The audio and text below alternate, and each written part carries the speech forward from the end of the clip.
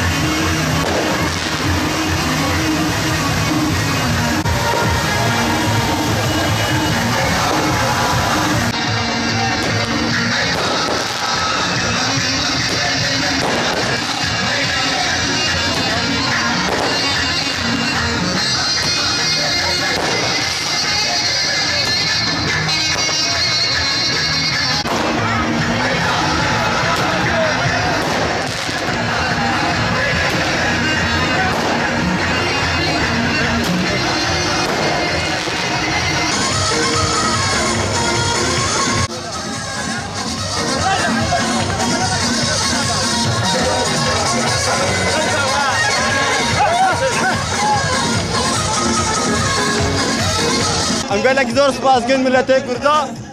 em gelekî kêf xweşin û inşallah her dema wa bî her dejn û pîroz bî û em Kakserok Mesûd Barzanî pîroz dikin bibî dewlet û em jî weşî wê elemê bêl hemiya bêl em gelekî kêf xweşin. خۆشەویستە سەرۆک بارزای دەکەم لە هەر سەربازای کوردستان بژی پارتی بژی یەکەتی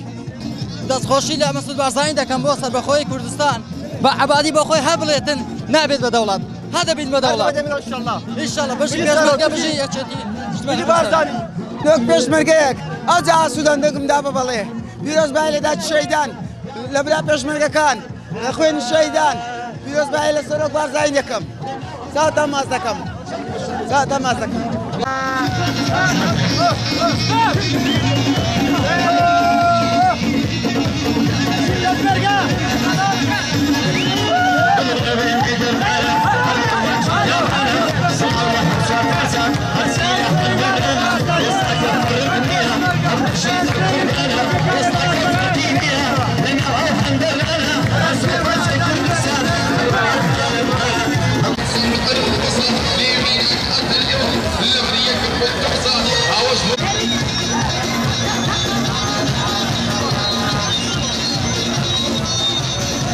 والله ئەوڕۆ خۆشترین ڕۆژە لە ژیانماندا ئەوڕۆ بەڕاستی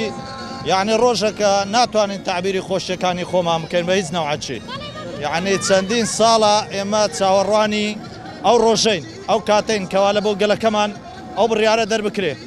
یعنی سوپاسی هەرە گەورەشمان لە بۆ سەرۆک بارزانیە بەڕاستی کەوا توانی ئەو بڕیارە بوێرانە دەربکە لە بۆ ملەتەکەمان ئێمە سەرفرازین هەردەم سەرفرازین ئەوەڵەن خوای گەورە پشتیوانمان دەبێت ئینشاءالله لە پاشاندا بۆ ملەتەی ئێمە ملەتە چین داوای هیچمان نەکردێت تەنها داوای مافی خۆمان دەکەین یعنی بۆ وەکو گەڵەکانی دیریش ئێمە مافمان نەبی ئەوە هەموو گەڵێک مافی چارە نووسی خۆی هەیە بەس تەنها کورد نەبیتن لەبەر چییە کورد تەنها یعنی داوای مافی خۆی دەکاتن و بوویتە ئەو هەڵاو زەجە لەسەر ئێمە ئەو ڕۆژێکی زۆر خۆشە ڕۆژێکی بەختەوەرین تەمەشای گەلەکەشمان بکە گەلەکەمان بە بەختەوەری پێشوازی لەو ڕۆژەی دەکات بەڵێ لە بۆ ڕیفراندۆم بەڵێ لە بۆ سەربەخۆی کوردستان ئینشاءالله